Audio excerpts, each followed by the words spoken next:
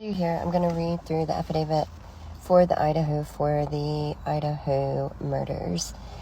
So, on November 13th, 2022, at approximately 4 o'clock p.m., Moscow Police Department, Sergeant Blaker and I responded to 1122 King Road, Moscow, Idaho, hereafter the King Road residence, to assist with scene security and processing of a crime associated with 4 homicides. Upon our arrival, the Idaho State Police forensic team was on scene and was preparing to begin processing the scene. MPD Officer Smith, one of the initial responding officers to the incident, advised he would walk me through the scene. Officer Smith and I entered the King Road residence through the bottom floor door on the north side of the building. Officer Smith and I then walked upstairs to the second floor.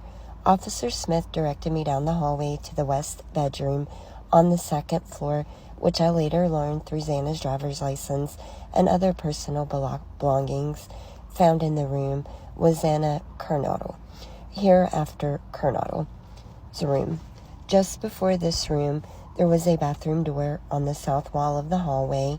As I approached the room, I could see a body, later identified as Kernodle's. And it may be Kernodle, so I'll apologize if I'm pronouncing her name wrong, but laying on the floor. Kernodle was deceased with wounds, which appeared to have been caught by an edged weapon. Also in the room was a male later identified as Ethan Chapin, hereafter Chapin. Chapin was also deceased with wounds, later determined autopsy report provided by Spokane. Sorry, I'm flipping the page here. County Medical Examiner, dated December 15, 2022, to be caused by sharp force injuries. I then followed Officer Smith upstairs to the third floor of the residence. The third floor consisted of 2 bedrooms and 1 bathroom.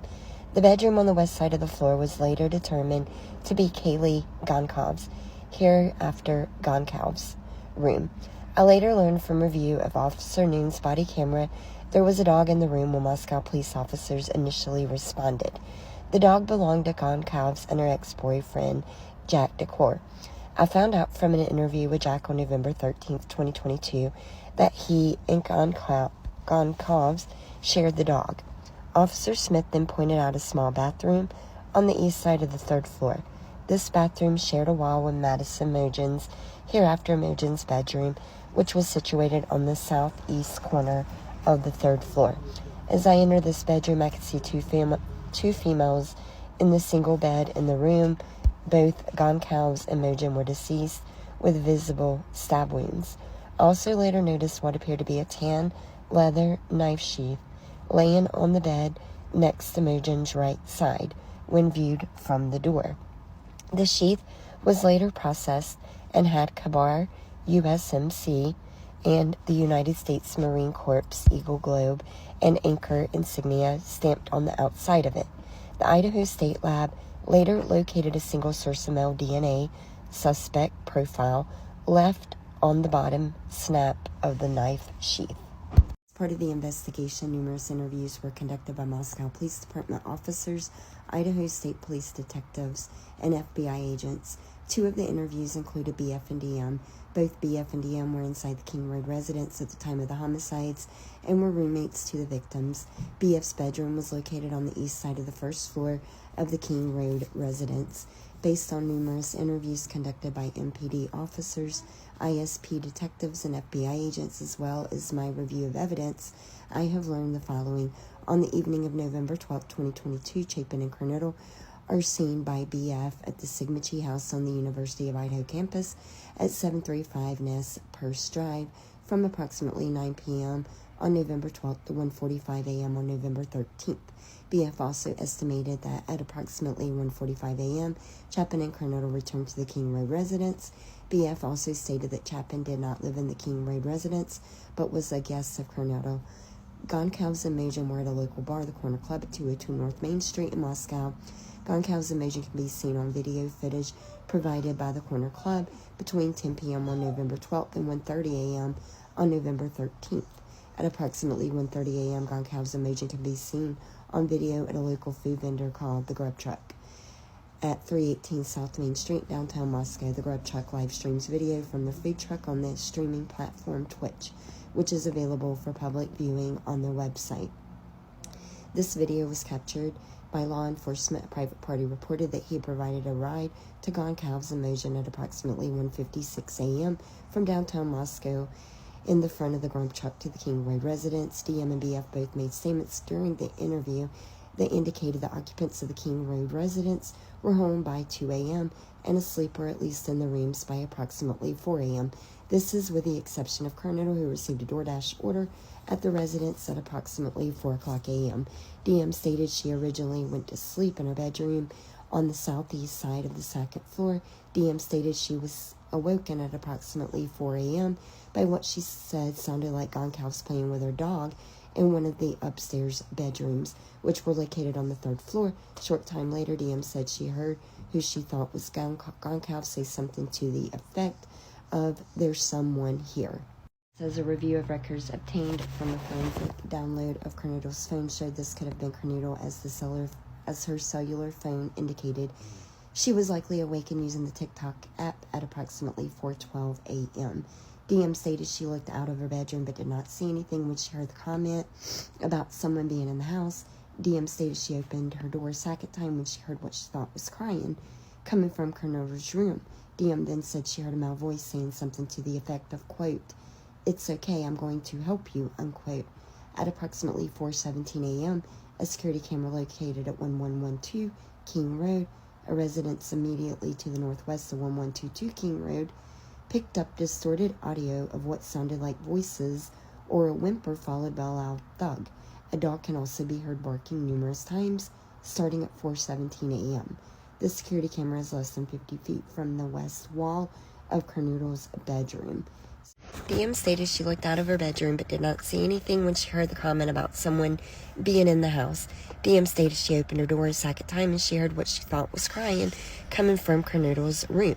DM then said she heard a male voice say something to the effect of, quote, "It's okay, I'm going to help you," unquote. At approximately 4:17 a.m., a security camera located at 1112 King Road, a residence immediately to the northwest of 1122 King Road, picked up distorted audio of what sounded like voices or a whimper, followed by a loud thud. A dog can also be heard barking numerous times, starting at 4:17 a.m. The security camera is less than 50 feet from the west wall of Cornedo's bedroom. DM stated she opened her door for the third time after she heard that crying and saw a figure clad in black clothing and a mask that covered the person's mouth and nose walking towards her. DM described the figure as 5'10" or taller, male, not very muscular, but athletically built with bushy eyebrows. The male walked past DM as she stood in a, quote, "frozen shock phase," unquote. The male walked towards the back sliding glass door. DM locked herself in her room after seeing the male. DM did not state that she recognized the male. This leads investigators to believe that he left the house or left the scene. The combination of DM's statements, the law enforcement reviews of forensic downloads of records from BF and DM's phone, and video of a suspect video as described below leads investigators to believe the homicides occurred between 4 and 4:25 a.m. During the processing of the crime scene, investigators found a latent shoe print. This was located during the second processing of the crime scene by the ISP forensic team by first using a presumptive blood test and then amino-black, a protein stain that detects the presence of cellular material. The detected shoe print showed a diamond-shaped pattern similar to the pattern of a Vans type shoe sole just outside the door of DM's bedroom, located on the second floor. This is consistent with DM's statement regarding the suspect's path of travel. As part of the investigation, an extensive search, commonly referred to in law enforcement as a video canvas, was conducted in the area of the King Road residence. This video canvas was to obtain any footage from the early morning hours of November 13th, 2022 in the area of the King Road residence and surrounding neighborhoods in an effort to locate the suspect or suspect vehicle traveling to or leaving from the King Road residence. This video canvas resulted in the collection of numerous surveillance videos in the area from both residential and business addresses. I have reviewed numerous videos that were collected and have had conversations with other MPD officers that are similarly reviewing footage that was obtained. A review of camera footage indicated that a white sedan, hereafter suspect vehicle 1, was observed traveling westbound in the 700 block of Indian Hills Drive in Moscow at approximately 3:26 a.m. and westbound on Steiner Avenue at Idaho State Highway 95 in Moscow at approximately 3:28 a.m. On this video, it appears suspect vehicle 1 was not displaying a front license plate. A review of footage from multiple videos obtained from the King Road neighborhood showed multiple sightings of suspect vehicle starting at 3:29 a.m. and ending at 4:20 a.m. These sightings show suspect vehicle 1 makes an initial 3 passes by the 1122 King Road residence and then leave via Walena Drive. Based on my experience as a patrol officer, this is a residential neighborhood with a very limited number of vehicles that travel in the area during the early morning hours. Upon review of the video, there were only a few cars that enter and exit this area during this time frame. Suspect vehicle 1 can be seen entering the area a fourth time at approximately 4:04 a.m. It can be seen driving eastbound on King Road, stopping and turning around in front of 500 Queen Road, number 52, and then driving back westbound on King Road. When suspect 1 is in the front of the King Road residence, it appeared to unsuccessfully attempt to park or turn around in the road. The vehicle then continued to the intersections of Queen Road and King Road, where it can be seen completing a 3-point turn and then driving eastbound again down Queen Road. Suspect vehicle 1 is next seen departing the area of the King Road residence at approximately 4:20 a.m. at a high rate of speed. Suspect vehicle 1 is next observed traveling southbound on Walena Drive. Based on my knowledge of the area and review of the camera footage in the neighborhood, that does not show suspect vehicle 1 during that time frame. I believe that suspect vehicle 1 likely exited the neighborhood at Palouse River Drive and Conesta Drive. Palouse River Drive is at the southern edge of Moscow and proceeds into Whitman County, Washington. Eventually, the road leads to Pullman, Washington. Pullman, Washington is approximately 10 miles from Moscow, Idaho. Both Pullman and Moscow are small college towns, and people commonly travel back and forth between them. Law enforcement officers provided video footage of suspect vehicle 1 to forensic examiners with the Federal Bureau of Investigation that regularly utilize surveillance footage to identify the year, make, and model of an unknown vehicle that is observed by one or more cameras during the commission of a criminal offense.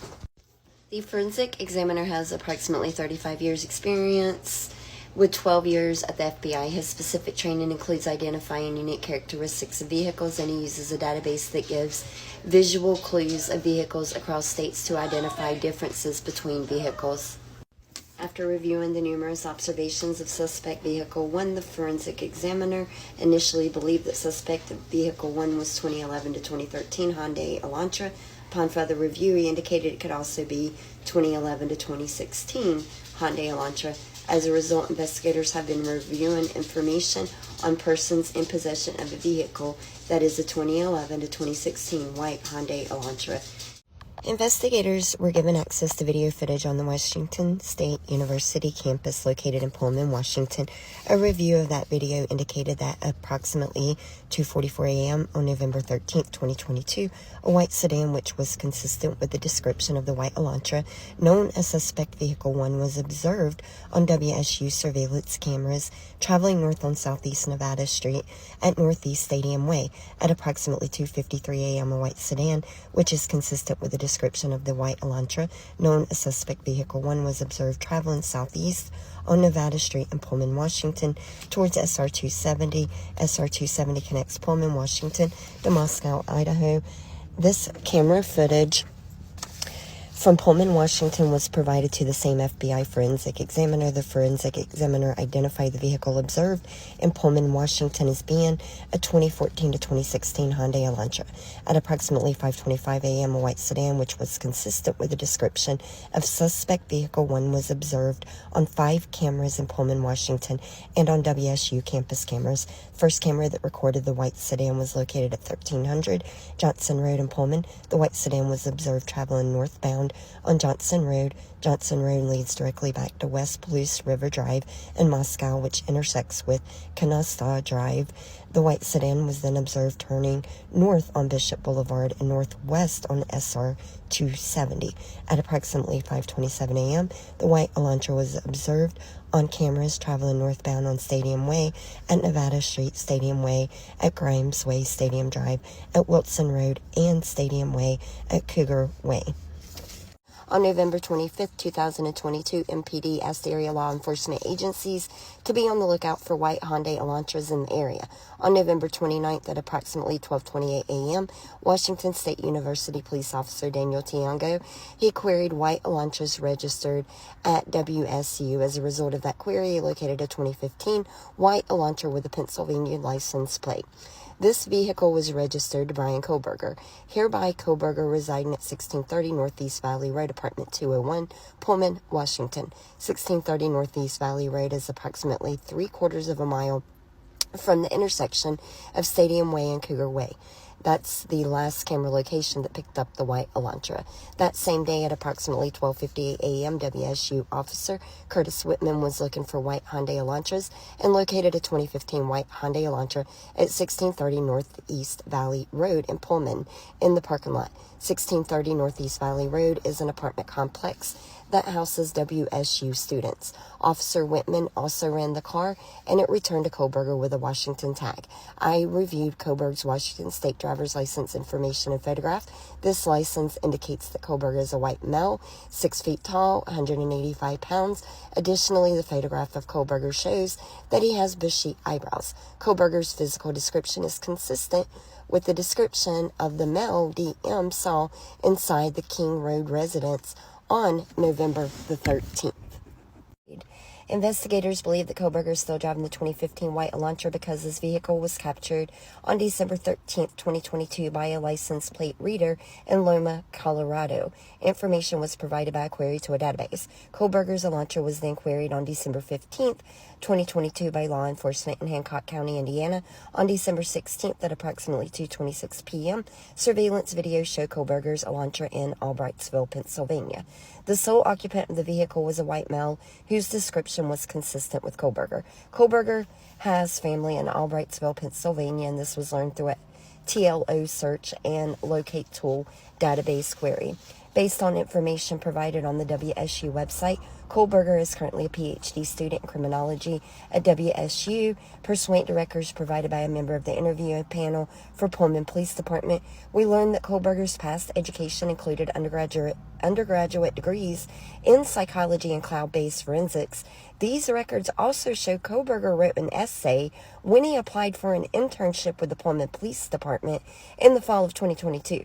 Kohberger wrote in his essay he had interest in assisting rural law enforcement agencies with how to better collect and analyze technological data in public safety operations. Kohberger also posted a Reddit survey, which can be found by an open source internet search. The survey asked for participants to provide information to, quote, understand how emotions and psychological traits influence decision-making when committing a crime, unquote.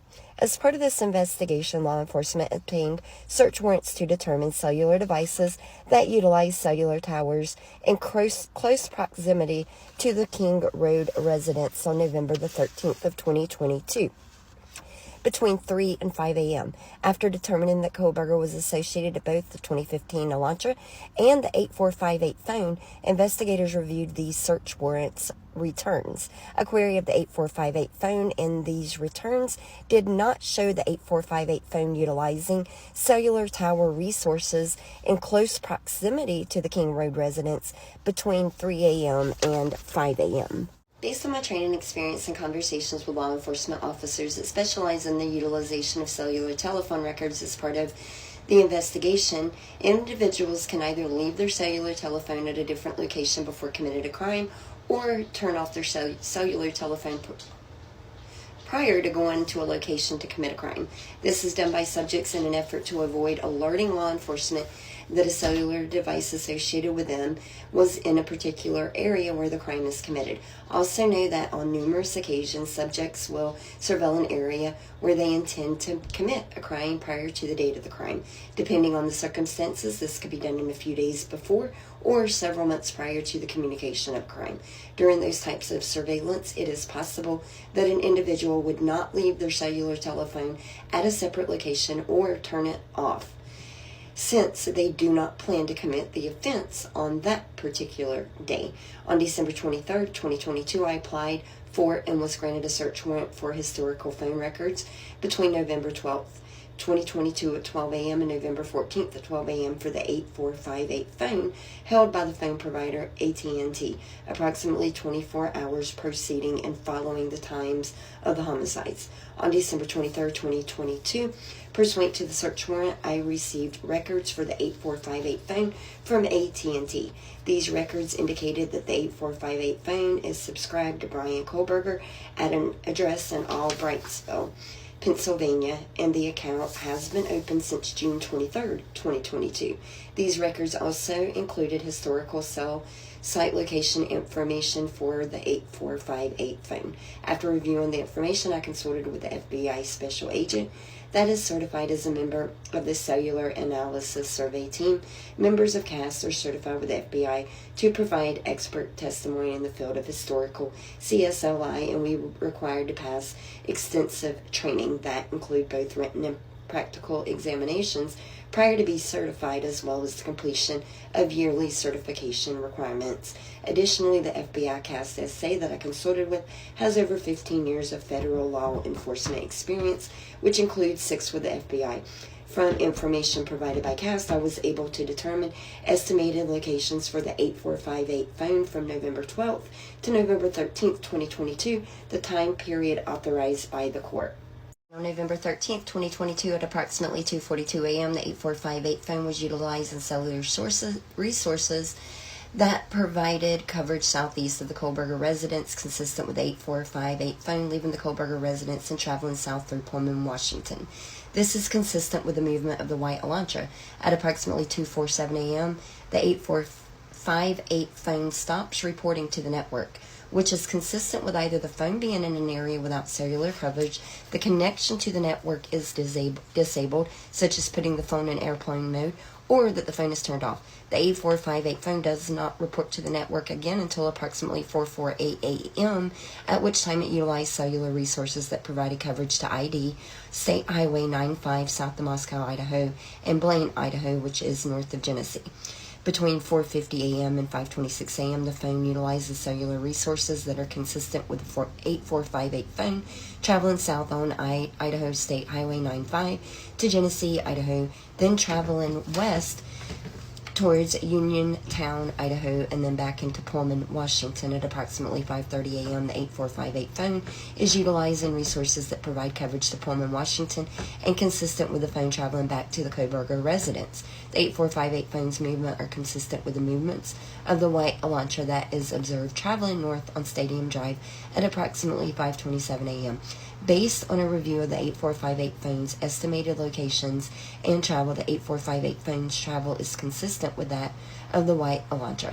Further review indicated that the 8458 phone utilized cellular resources on November 13, 2022 that are consistent with the 8458 phone leaving the area of the Kohberger residence at approximately 9 a.m.